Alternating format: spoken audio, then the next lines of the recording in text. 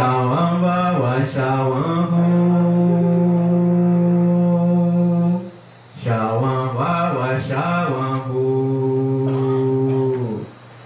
Shawan Vawa Shawan Hu. Shawan Vawa Shawan Hu.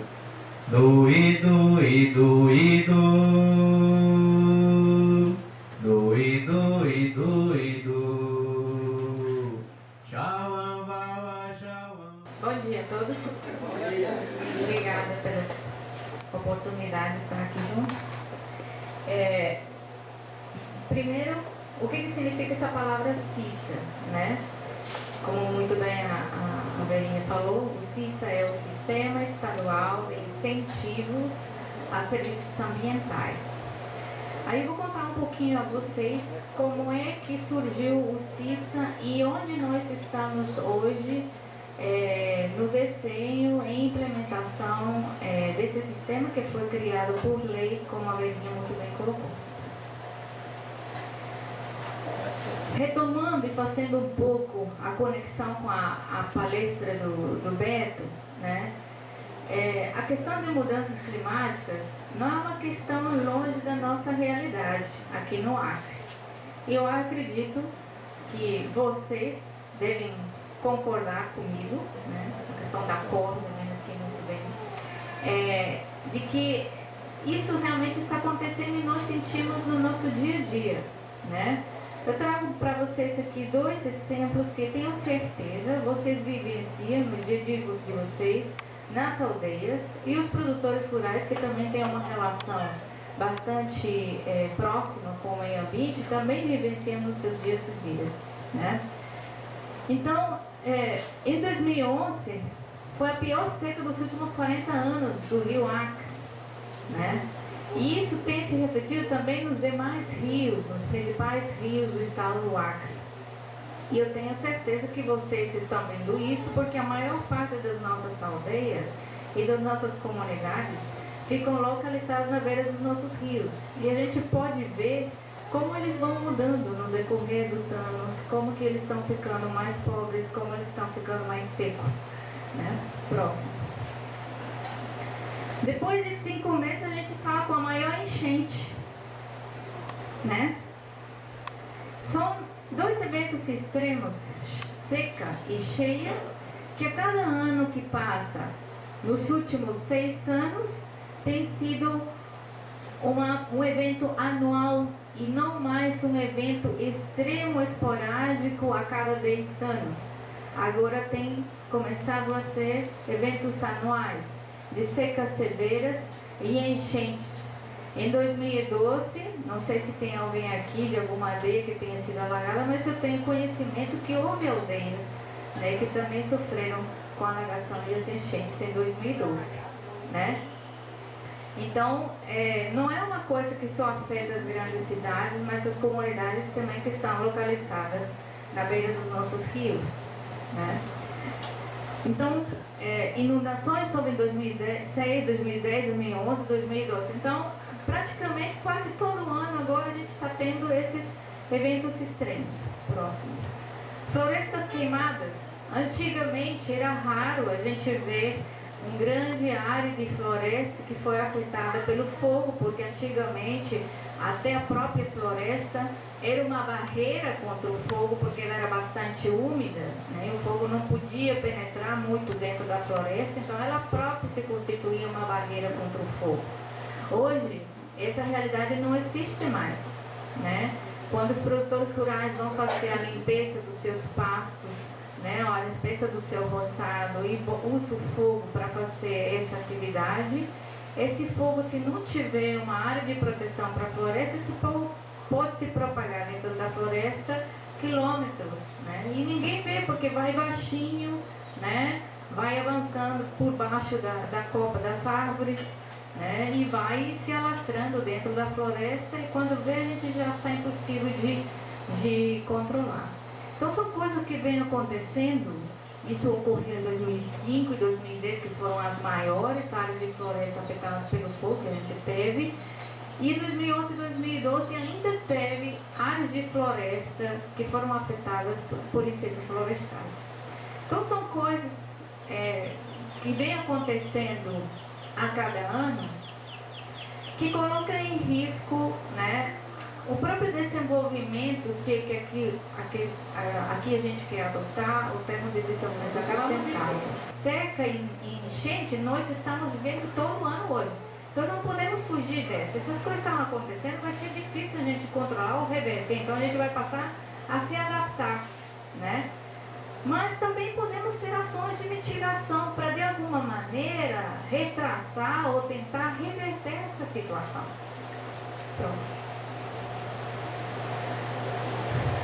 Nós vemos que as nossas ações, as nossas atividades, as formas como o homem usa e ocupa o território, afetam as questões que influenciam as mudanças climáticas.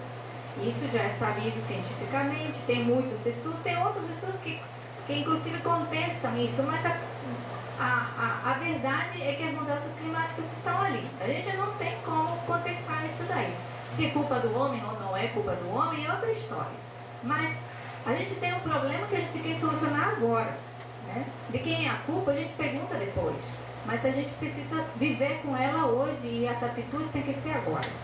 Então, a forma como que a gente usa e ocupa o espaço, como as atividades agrícolas e pecuárias e agroflorestais são conduzidas, como as atividades de gestão florestal, ou as atividades de reflorestamento, ou as de produção integral, como que essas atividades podem ser desenvolvidas de maneira que elas possam conviver com a conservação ambiental e a partir dessa readequação dessas atividades, a gente possa conciliar o desenvolvimento e a conservação.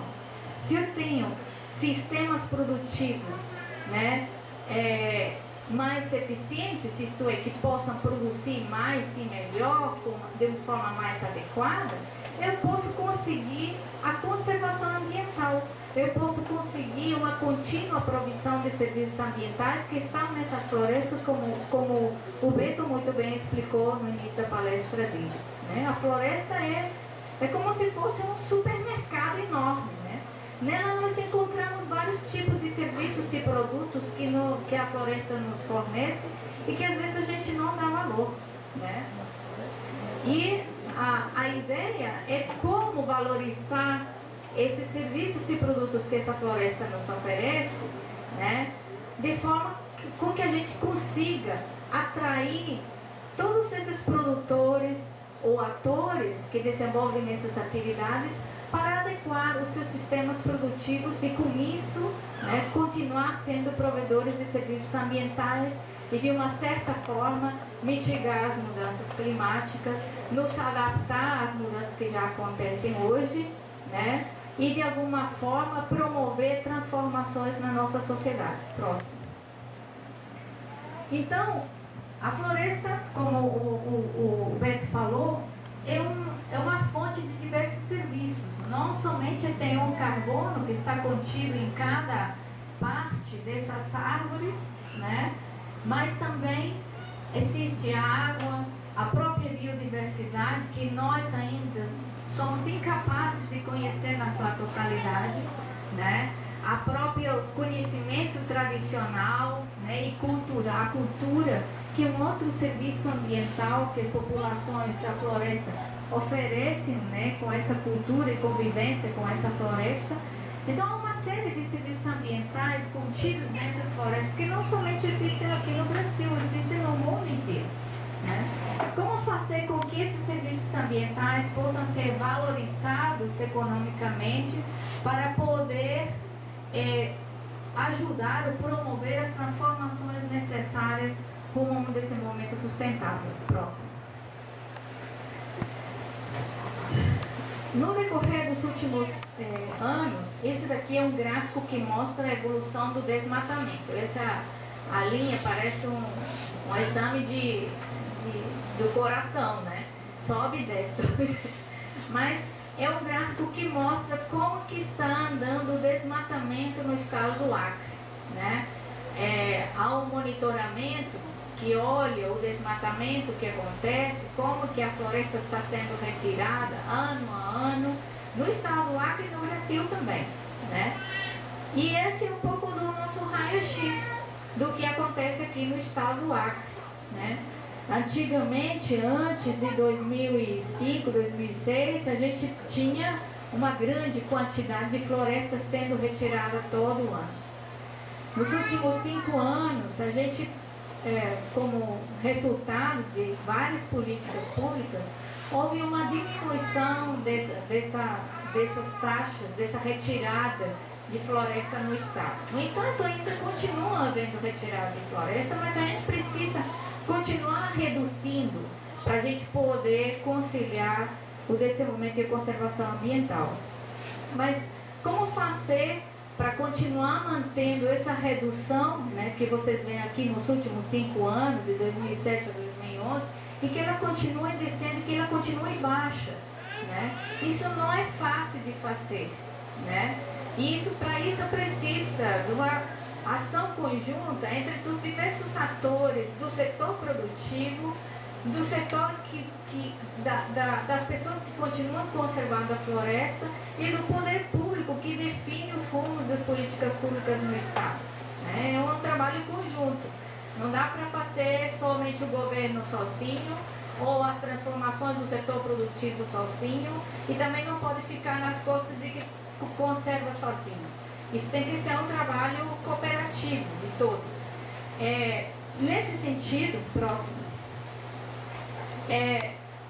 com a ideia de transformar a floresta em benefícios sociais, econômicos, ambientais e culturais, próximo, é que se pensou no sistema de incentivos a serviços ambientais, né?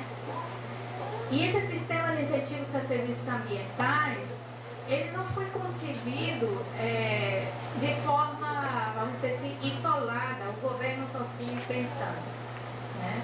O governo primeiro viu a possibilidade, né, de ter uma canalização de recursos que possa ajudar o governo a estabelecer as transformações necessárias para o desenvolvimento mais sustentável, só que não poderia fazê-lo sozinho, porque não há como desenhar uma política sem ter a visão dos diferentes atores do Estado.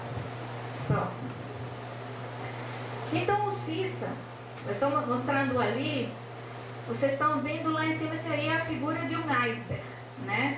Um iceberg é uma pedra de gelo gigante que fica flutuando em cima do mar, né? E que os navios só veem uma pontinha, só que embaixo, pode parecer pequenininho, mas só que embaixo tem, né, uma pedra enorme, às vezes o navio não consegue ver, né? E o CISA é desse jeito.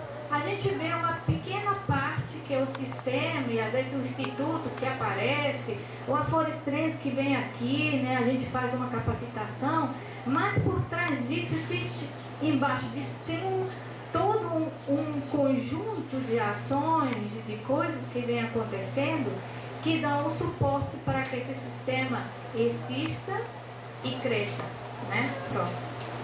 Então, esse conjunto de ações, elas vêm acontecendo não de hoje ou não em 2010, quando o CISA foi criado através de uma lei, né, aprovada na Assembleia Legislativa do Estado, mas ele vem muito antes, né? Começa primeiro com o conhecimento sobre o que nós temos e quem nós somos aqui no Estado, que é o saneamento ecológico e econômico. Sem esse conhecimento, não dá como fazer gestão ambiental e territorial, sem saber quem nós somos, onde nós estamos, o que nós temos, quais são os potenciais que nós temos no Estado. Sem isso, não dá para avançar. Então, começa desde esse primeiro instrumento de gestão ambiental e territorial, passa por uma série de estudos de ver quais são as oportunidades referentes a serviços ambientais no mundo inteiro, que começam em 2003, 2006, 2007, para depois o governo, com base nesses estudos, elaborar uma proposta que foi submetida à consulta. E foi graças a esse processo de consulta, eu acho que alguns de vocês estiveram nesses momentos de consulta, né, estiveram depois em algumas capacitações, depois a gente foi evoluindo na concepção do sistema, mas esse processo de consulta trouxe algo importante, porque o governo estava olhando apenas para o carbono dentro das florestas e como aproveitar essa oportunidade do carbono no estado do Acre.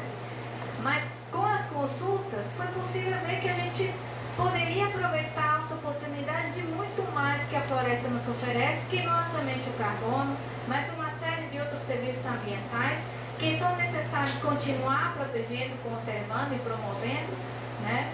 E no lugar de reduzir a floresta só a carbono. Então foi excelente e propício esse processo de consulta, que pode, para alguns pode ter sido longo, para outros pode ter sido curto, foram 9 meses, né, de constantes reuniões, pode não ter sido 9 meses de diálogos diários com populações indígenas, mas foram 9 meses em que a gente reuniu, sentou com lideranças de diferentes setores, de diferentes instituições governamentais, não governamentais, e que a gente foi pouco a pouco evoluindo na concepção do sistema. A partir disso, em 2010, então surge a lei, e em 2011, como vocês veem aqui, essa gotinha que sai da folha, é quando começa a implementação do sistema de fato, né?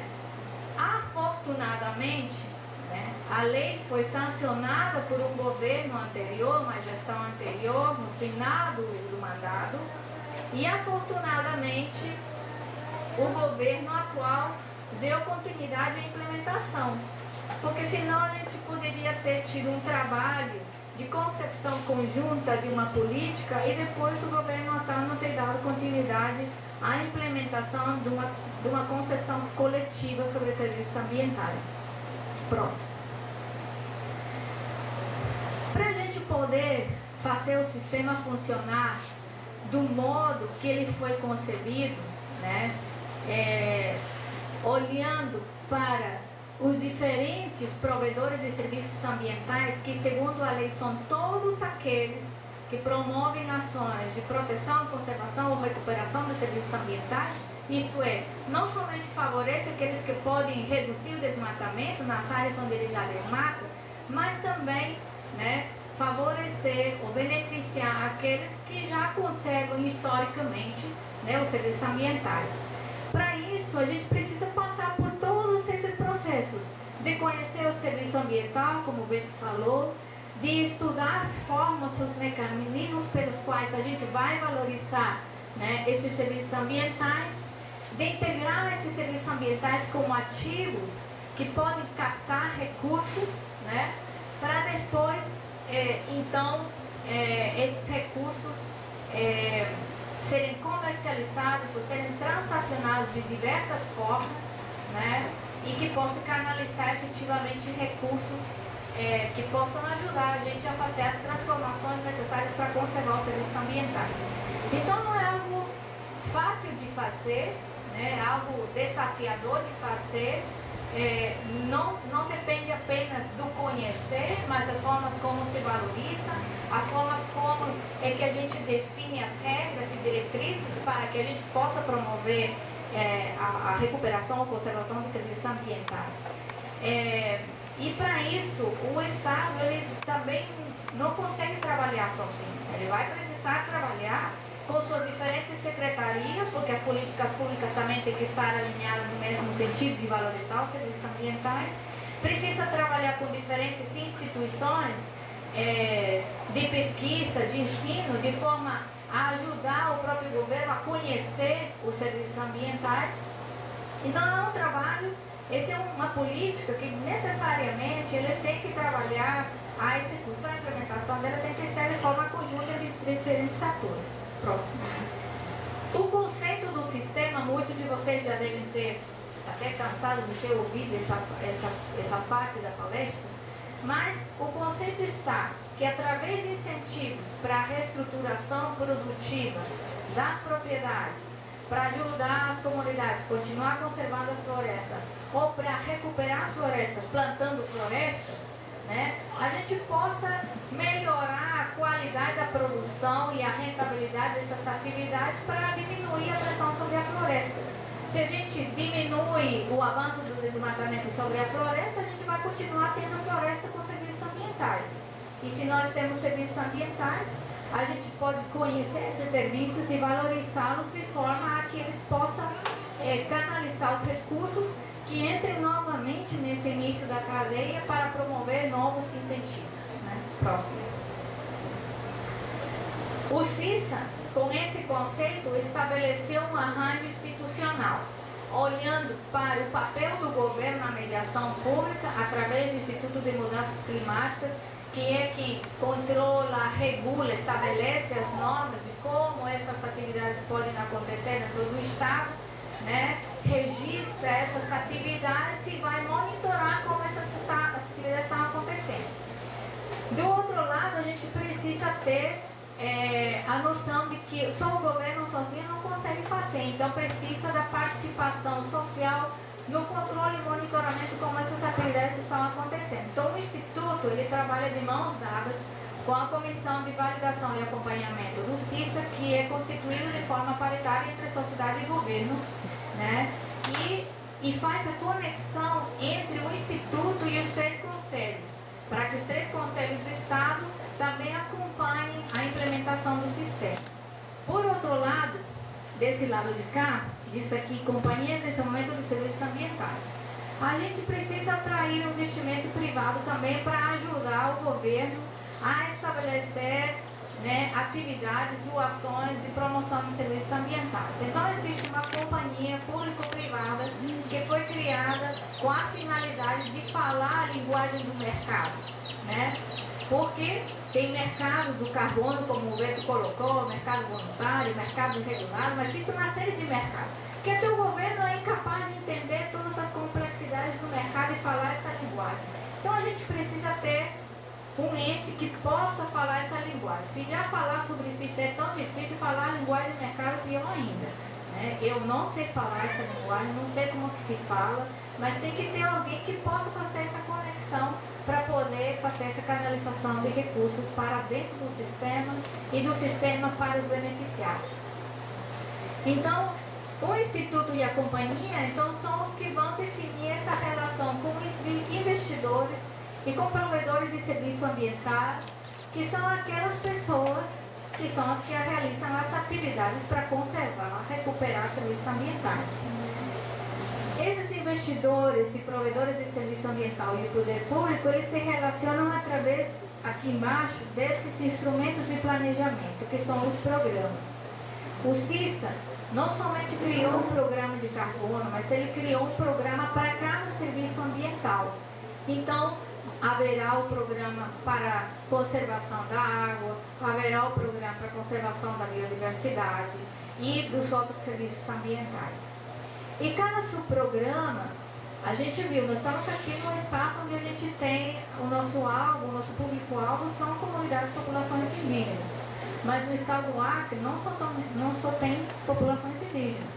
Tem produtores rurais, tem fazendeiros, tem extrativistas, tem uma série de diferentes atores e todas as pessoas, incluindo os indígenas, precisam trabalhar de forma conjunta na promoção dos serviços ambientais.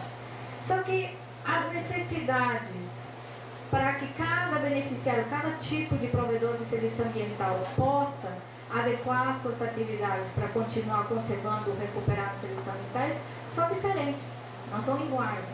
Né? Em termos de cultura, há uma grande diferença entre a cultura indígena e a cultura de um produtor rural. Né?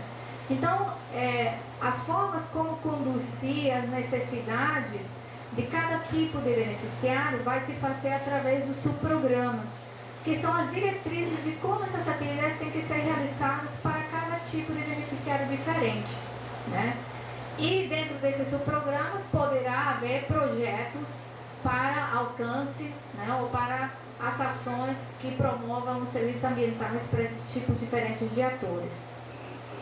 Poderá também haver projetos privados, porque existem muitos produtores privados, proprietários privados de terra também, e a lei permite tanto que o governo possa ter suas atividades, né, como a iniciativa privada também possa ter suas atividades. A questão é da gente definir como fazer isso, de que maneira, sob que normas, sob que princípios, né, tem que ser feito isso e com qual objetivo.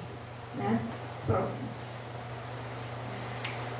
Disso tudo que eu já contei, né, nós avançamos na implementação desse arranjo institucional durante 2011 e 2012. Né?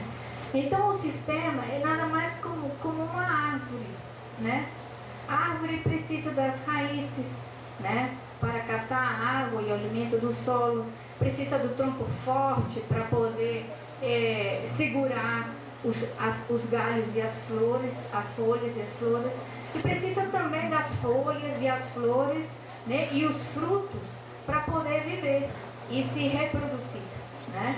Então o sistema do CISA é parecido com uma árvore. Né? Precisa dos provedores aqui embaixo, que são o alimento do sistema, né, gerando serviços ambientais. Né? Precisa um Instituto de Mudanças Climáticas e uma comissão que já vem trabalhando a partir de 2012, 2011 o Instituto, 2012 a comissão, né, fortes para poder definir os rumos do sistema, né, e precisa de uma companhia, que é essa empresa público-privada, para poder desenvolver as ações, as atividades, os diferentes galhos, vamos dizer assim. Né? E precisa de investidores, doadores que possam alimentar, ou que são os frutos, vamos dizer, dessa árvore, desse sistema. Né? Próximo.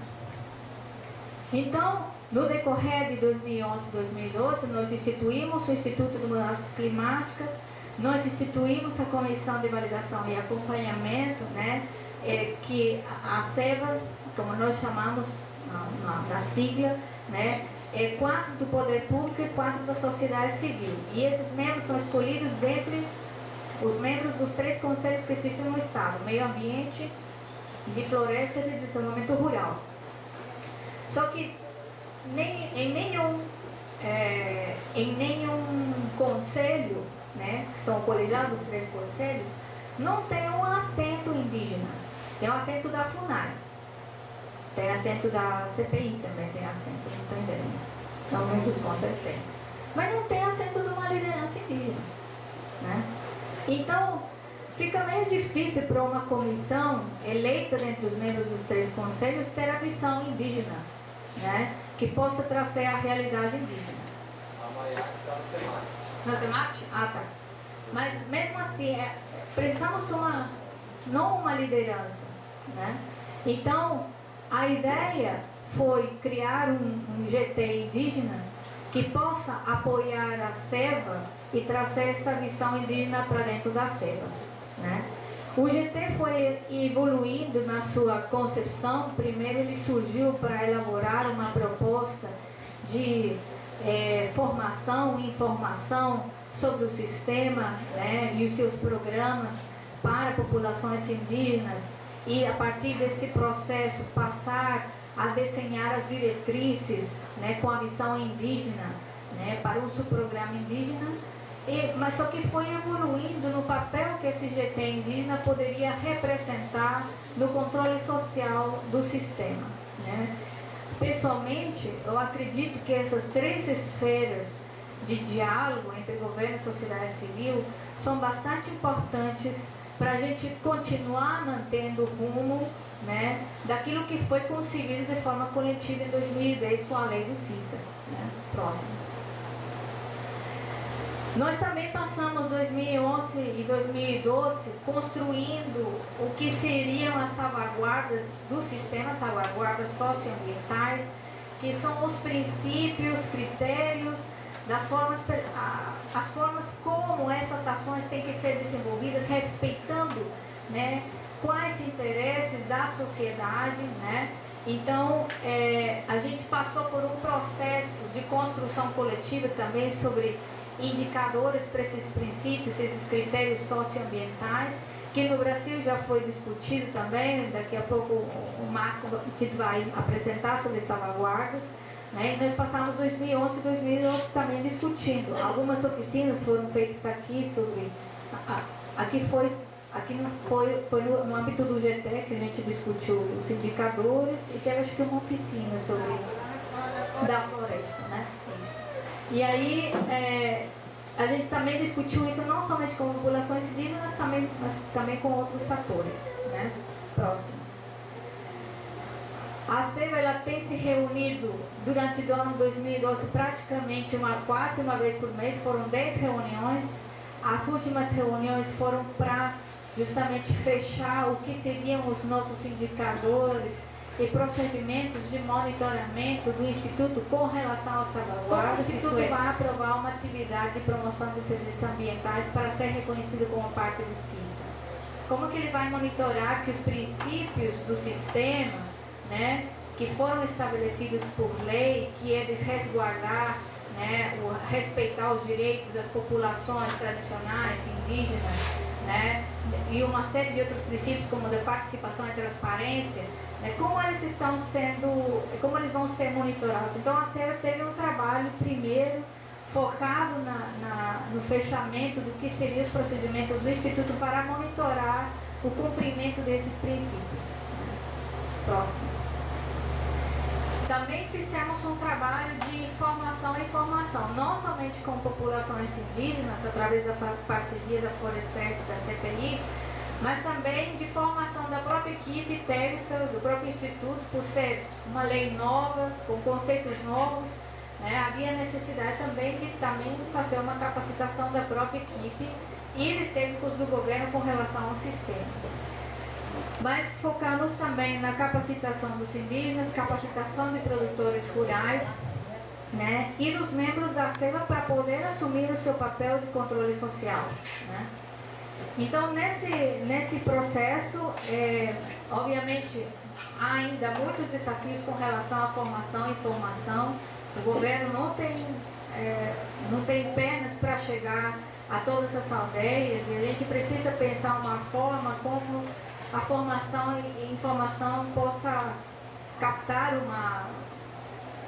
como possa criar tentáculos, né, braços para poder chegar à maior parte das pessoas e tenha conhecimento sobre essa lei. Também começamos a produzir alguns materiais didáticos. Esse daí é uma das cartilhas que a gente produziu, deve estar sendo publicada já daqui a pouco, está já na fase final de emissão. A Laura vai depois dar mais notícias, né?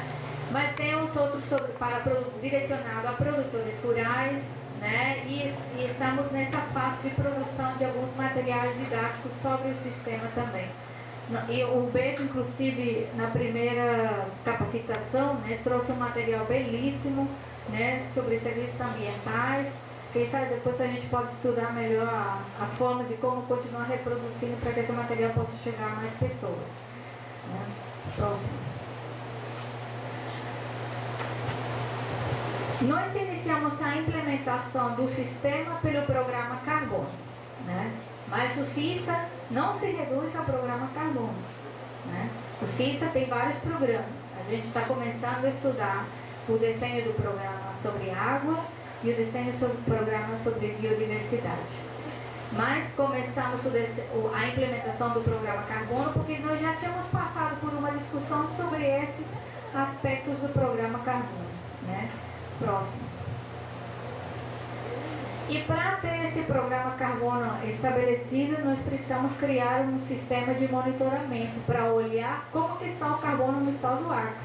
Então, primeiro temos que olhar como que avança o desmatamento, quanto de carbono tem dentro da floresta, né?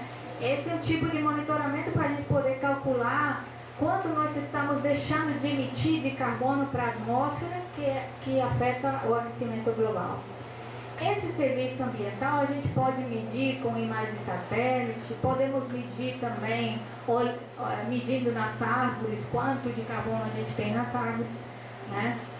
Mas também precisamos ter um sistema de monitoramento das salvaguardas socioambientais, então de como se aplicam os princípios da lei. Então o sistema de monitoramento nosso é constituído por um sistema com imagens de satélite, né? Alguns de vocês devem ter já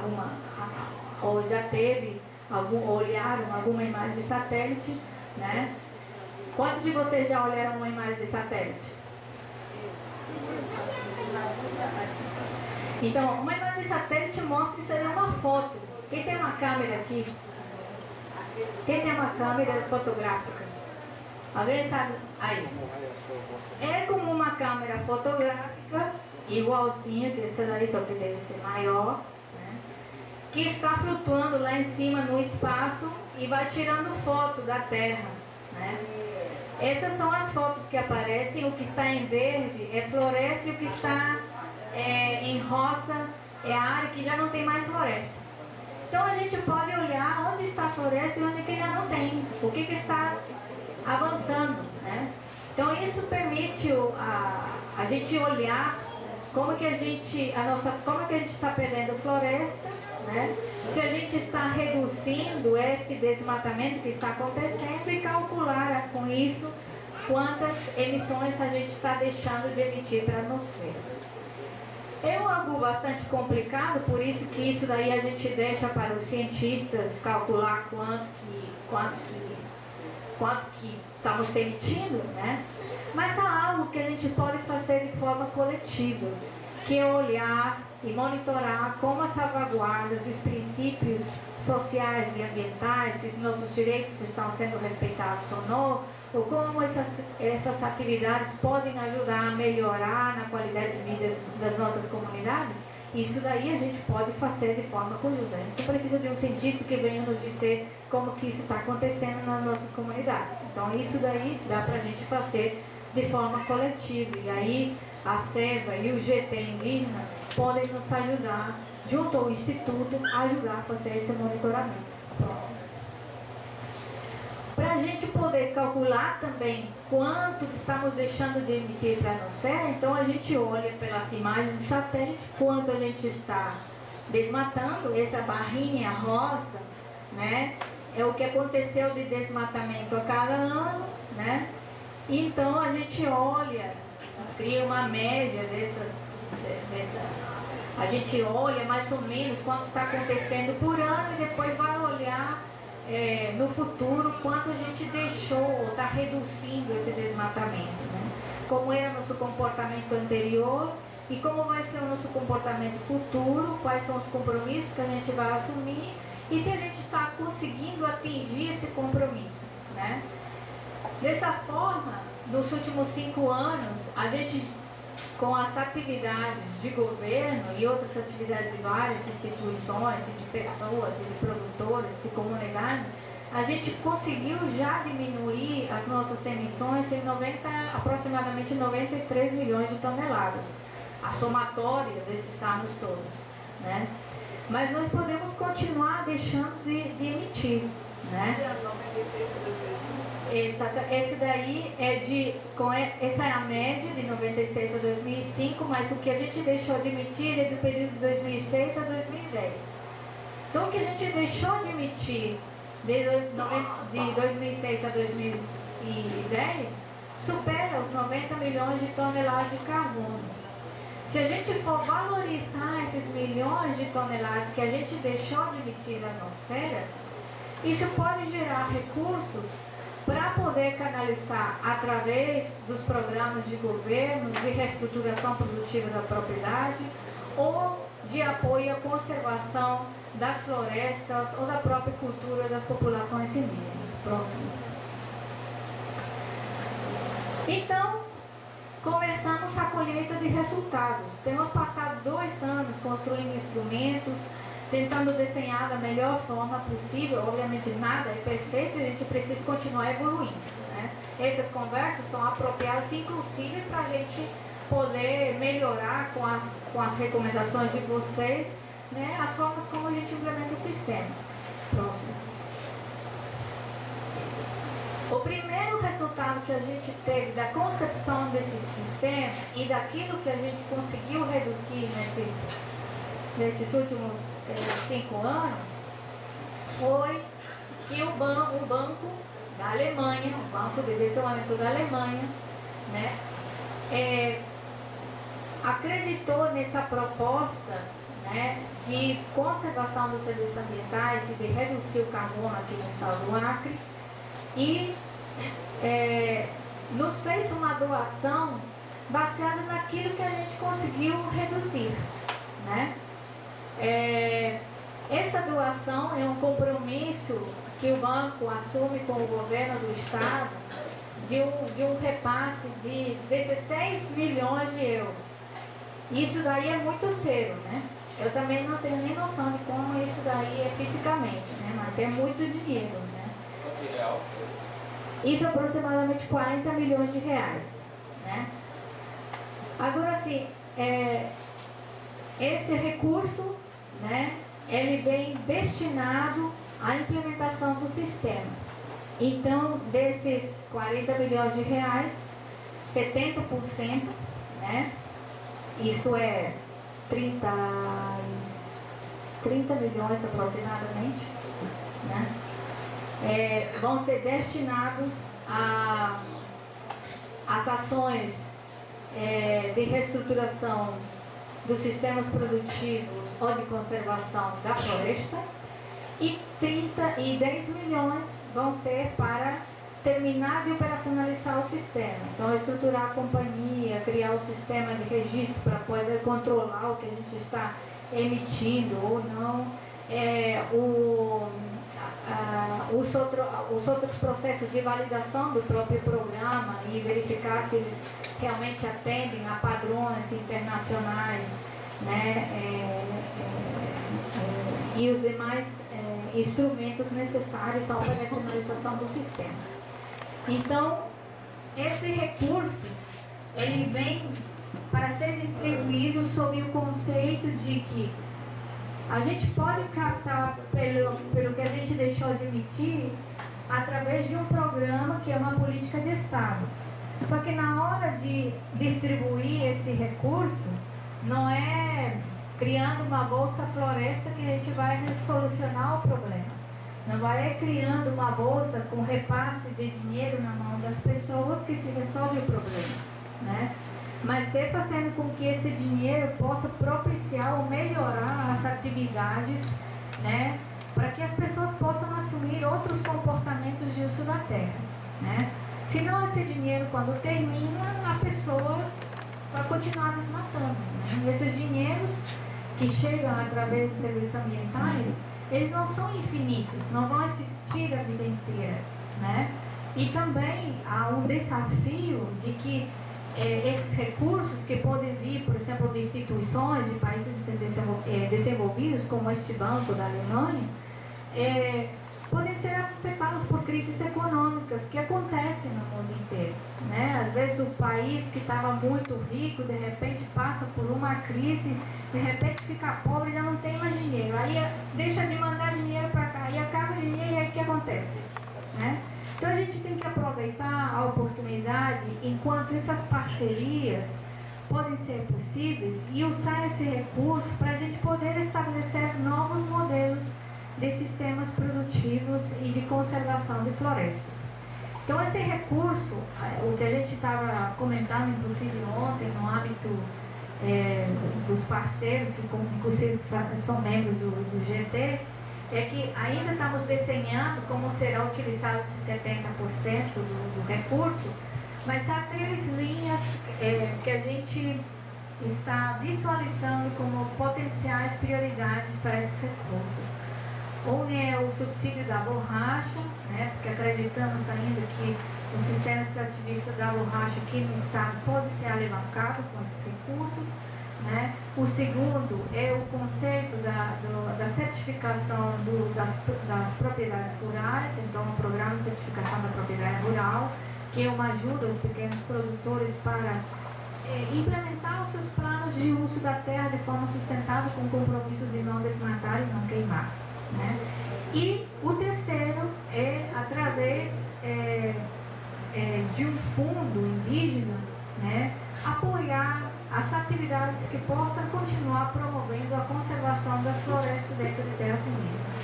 Então, no momento, a gente está pensando esse 70% do recurso, né, olhando essas 3 linhas, mas a gente ainda precisa ter uma conversa interna entre os diferentes secretários para a gente definir realmente e bater o martelo em cima dessas 3 linhas, né?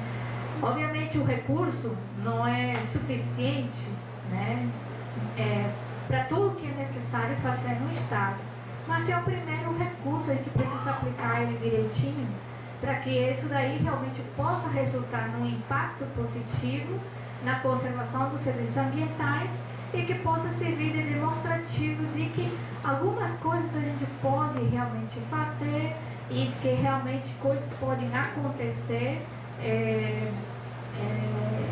de forma positiva com o sistema. Então, esse daí é o primeiro resultado do CISA, né, de captação de recursos. Próximo. Essa aí é a assinatura do acordo entre o Banco Alemão e o governador Janvier. Próximo. Tem outras duas ações que a gente está tendo, né, no desenho do programa de reflorestamento, olhando também para a redução de 3 milhões de toneladas por ano durante 10 anos, isto é, um total de 30 milhões de toneladas. Isso o programa de florestas públicas com 500 mil toneladas por ano. Então são duas coisas também que a gente está dando de forma paralela. Então, o Beto, só retomando as palavras do Beto, existem vários tipos de mercado, né? Aliás, dois tipos principais. Poderíamos até ter três, né? Aquele que eu mostrei anteriormente do Banco Alemão é um tipo de mercado que ninguém pensou, porque o Banco Alemão está pagando por umas reduções, né, que aconteceram aqui no estado do Acre, só que ele não vai comercializar essas reduções, é uma doação condicionada. Eu te dou se você reduzir as suas emissões, né? Então, ele compra, entre aspas, né, essa redução de emissão, porque ele não vai utilizar para nada. Agora, existem os mercados voluntários, onde há empresas que precisam reduzir suas emissões, né? Então, uma parte, né, dessas reduções, ele pode compensar em outra área, né? Pode ser as florestas do Acre, por exemplo. Mas ele, ainda assim, ele tem que cumprir com seus compromissos de redução, né? Essas empresas hoje em dia não são reguladas por nada, porque a nível internacional os países não têm chegado a nenhum acordo sobre isso, né? E é difícil chegar a um consenso, um acordo entre tantos países com tantas culturas e tantos interesses diferentes. Às vezes é difícil chegar a um acordo aqui com poucas pessoas, quanto mais com países, né? Então, esse é um mercado voluntário, onde as empresas querem assumir compromissos voluntários, mas não tem ninguém que assumir, né? Por outro lado, existe o mercado regulado. Aí sim as empresas têm uma obrigação, elas definem uma obrigação de redução de emissões. Isso está começando a acontecer aqui no Brasil. O governo de São Paulo já lançou sua lei com sua meta de redução, obrigando as suas empresas a reestruturar os seus sistemas de produção para reduzir suas emissões. Então, há necessidade do governo de São Paulo por cumprir com as suas metas, né? Este daqui se constitui no mercado regulado, porque há uma lei que regulamenta e que define como isso vai acontecer, etc., né? Então, estamos trabalhando com o governo de São Paulo para ver como o governo de São Paulo e o governo do Acre podem juntar os seus programas. Ele tem que reduzir e nós temos o que oferecer, certo? Então, a gente está olhando, né, como que o nosso programa do Acre pode caçar com o programa de São Paulo. Próximo. E o governo do Rio de Janeiro também a mesma coisa, né? Com eles a gente também está trabalhando nessa mesma missão. Como nossos programas se integram, se caçam, né? Como nós podemos ajudar e como eles podem nos ajudar também. Próximo. Já entrando na última parte da minha apresentação, e eu estou vendo que todo mundo está dormindo. Alguém ficou sentado. Alguém ficou sentado.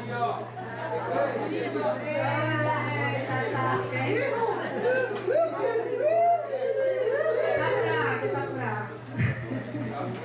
Vamos desconto porque ele ainda tá dodói. Vamos dar um desconto pra ele. Vamos dar um desconto pra ele.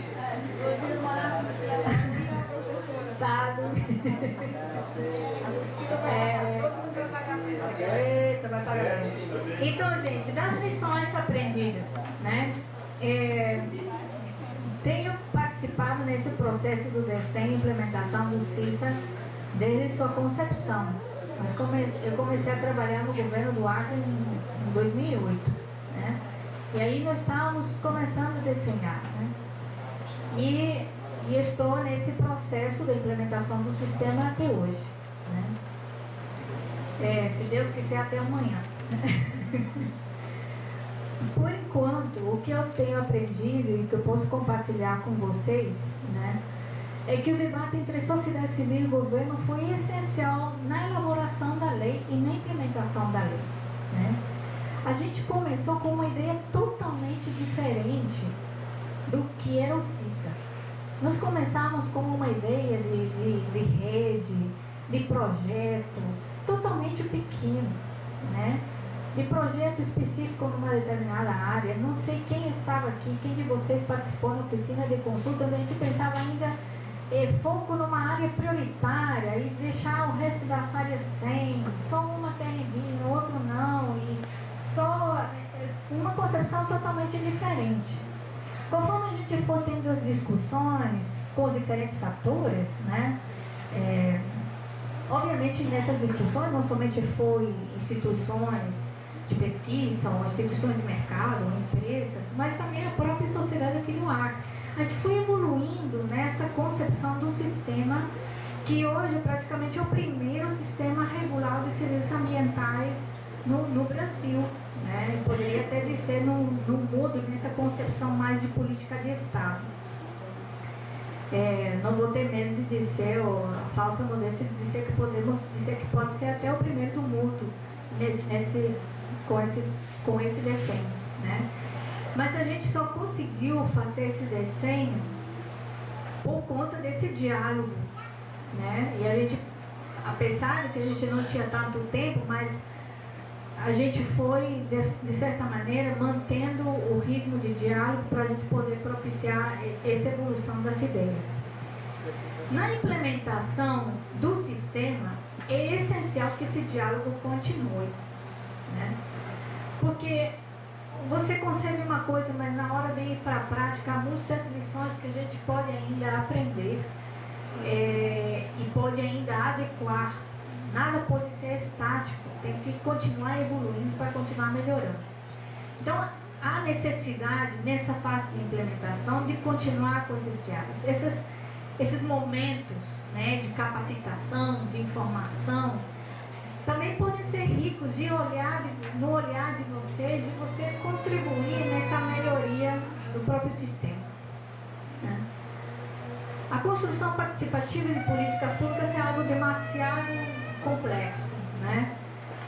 Posso dizer por experiência própria que não é algo fácil, mas a gente precisa ser persistente, né? Também não vai ser perfeito. Alguém sempre vai dizer que não foi consultado. Não há como a Mônica de los Rios chegar para cada um dos 750 mil habitantes do estado do Acre. É meio difícil, né? Mas, pelo menos, eu preciso ter a visão de cada setor. Se tem a visão de cada setor, não há como a gente poder ter políticas adequadas que possam atender às necessidades de cada setor, né?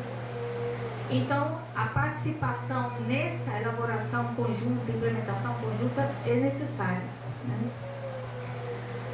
Os recursos ainda são escassos para isso, mas a gente estabelece parcerias. Estamos aqui graças a essa parceria com a Forest Trends, né, com a própria CPI, num esforço conjunto. Eu acho que o governo tem essa capacidade. Eu acho que podemos assumir esse compromisso de continuar procurando essas parcerias para a gente poder continuar mantendo esses diálogos, né? A outra questão é a visão sobre desenvolvimento sustentável. O CISA, ele pode se constituir num instrumento para que a gente possa alcançar, né, uma mudança nas nossas formas como a gente usa naturais, que possa nos ajudar concretamente no desenho de um novo modelo de desenvolvimento. Eu não sei que modelo é esse, né? Eu não posso dizer, mas pode nos ajudar a construir um novo modelo. dadas, né, aliado a esse programa de formação e capacitação, informação, isto é, a participação, ele é essencial no processo de monitoramento, readequação do sistema. Então, são lições que a gente está vendo que, apesar de que, porque às vezes essas pressões são até internas, né? Por que o CISA não dá resultados, né? Porque ele já tem 2 anos, porque ele já não tem resultado agora, né? Mas só que são coisas que a gente precisa construir de forma conjunta. A construção conjunta demanda tempo, né? Mas é essencial essa participação, né? Só graças a essa participação, essa construção coletiva, é que a gente conseguiu conceber um sistema que hoje é visto como modelo e outros estados gostariam de replicar, melhorar, readequar as suas realidades. Próximo. Só que ainda temos muitos desafios pela frente. Próximo. O primeiro deles, eu não sei se vocês se enxergam ou você que lê aí, mas o primeiro quadro diz, aquele cara que está lá na frente diz: quem quer viver num mundo melhor e mais harmonioso? Quem de vocês quer viver num mundo melhor e mais harmonioso? Levante a mão. Todo mundo quer. Quando a gente pergunta isso, todo mundo quer. Agora, quando a gente pergunta quem está disposto a abandonar esse modelo de consumismo desenfreado para alcançar isso? Alguém levanta a mão? Todo mundo, aqui não é o caso. Aqui não é o caso. Mas, quando a gente coloca essa pergunta para os diferentes representantes dos diferentes países nessas convenções de câmbios climáticos, ninguém levanta a mão, né? Ou raros são os que levantam a mão, né? Então, esse é o primeiro desafio que a gente tem que superar. Esse é o primeiro. Contagiar todo mundo para levantar essa mão. Próximo. O segundo desafio que o CISA enfrenta, né, é de que a gente precisa avançar numa estratégia nacional, né? O governo federal tem a sua própria concepção de serviços ambientais relacionados ao carbono, como é a redução de emissões por desmatamento e degradação florestal. E a gente, os estados, eles podem contribuir ao alcance das metas que o próprio Brasil se impõe de redução de emissões por desmatamento, né? Só que há uma divergência ali entre o que o governo federal pensa em termos de iniciativas ou de formas de captação desses recursos para viabilizar essas transformações e do que os estados pensam daquilo que é capacidade deles e como eles podem trabalhar para ajudar o governo federal. Então, o nosso seguinte desafio é fazer com que o nosso CISA possa se integrar nessa estratégia nacional e a gente possa convencer o governo federal que ele pode se apoiar nessa iniciativa do Estado. E dos outros estados também, né? Para a informação de vocês, agora o Mato Grosso, no final do ano, aprovou a sua lei, né, de redução de emissões por desmatamento e degradação florestal. Então o CISA já não é mais sozinho, agora nós temos um companheiro que é o Mato Grosso. Em breve existirá também o Amazonas. E a regulamentação nada mais é que definir padrões, formas, diretrizes, lineamentos de como essas atividades podem ser feitas nos nossos territórios. Se não tiver uma regulamentação, ações podem ser desenvolvidas nos nossos territórios de qualquer maneira. Por isso que é importante que os estados regulamentem essas atividades, porque senão podem surgir projetos mal sucedidos, mal intencionados, que inclusive não respeitam os direitos das populações indígenas, das populações tradicionais, das comunidades. É necessário que os governos assumam seu papel regulamentador. Então, por isso que é importante não somente que os estados avancem nas regulamentações, mas o governo federal também. Próximo. É o último. Ser o primeiro não é fácil, não, porque nós não temos um outro modelo para copiar, né? Nós não temos nem sequer regulamentação nacional que possa nos ajudar a desenhar aquilo que pode existir no Estado. Então, criar isso, ser criativo, às vezes é complicado, né? Por isso que ser criativo com uma cabeça é difícil, agora com várias cabeças pode ser um pouco mais fácil, né? Outra questão é o agravamento das mudanças climáticas, inclusive as crises econômicas. Isso pode trazer alguns problemas também, alguns desafios pela frente de como lidar com essas questões no futuro para contínua, vamos dizer, provisão de serviços ambientais, né? Uma vez que nossas florestas são cada vez mais suscetíveis a essas mudanças, né? E por outro lado, nessas crises econômicas, onde pode diminuir inclusive o fluxo de recursos. Então nós temos uma janela bastante pequenininha para aproveitar as oportunidades hoje, né? Outro desafio que nós estamos enfrentando agora, você se enfrenta agora pela frente, nos próximos anos, é a construção do programa de água, de biodiversidade e de conhecimento tradicional. A formação de beneficiários, como eu disse, também é outro desafio. O Instituto realmente tem as pernas bastante curtas. E a gente precisa de mais parcerias, de mais lideranças que possam ser multiplicadores desses temas nas suas aldeias e a gente poder ter mais braços para chegar a mais pessoas, né? Outro desafio é a ação integrada de gestão ambiental e territorial dentro da política do Estado, né? Fazer a articulação entre as diferentes secretarias, fazer com que todas elas tenham o mesmo alinhamento, né, e trabalhar de forma coordenada e integrada não é uma coisa fácil de se fazer, né? Eu vou sonhar que um dia será, mas é um trabalho que a gente não pode deixar de persistir em fazer, né? A erradicação da pobreza e conservação ambiental é possível? Esse é outro desafio, né? Próximo. Para terminar, será que a conservação ambiental e a erradicação da pobreza é possível? Em realidade, é esse conceito, né, de onde a gente pode permanentemente colher os frutos, né, que esse ambiente nos oferece. É como colher continuamente os ovos de ouro sem matar a galinha, né? Como fazer isso, né? Eu acho que um ambiente como esse, de discussão, de reflexão, pode nos ajudar a entender ou a refletir ou a surgir ideias criativas de como conseguir fazer esse feitio aí de continuar preservando a galinha dos ovos de ouro. Então, obrigada.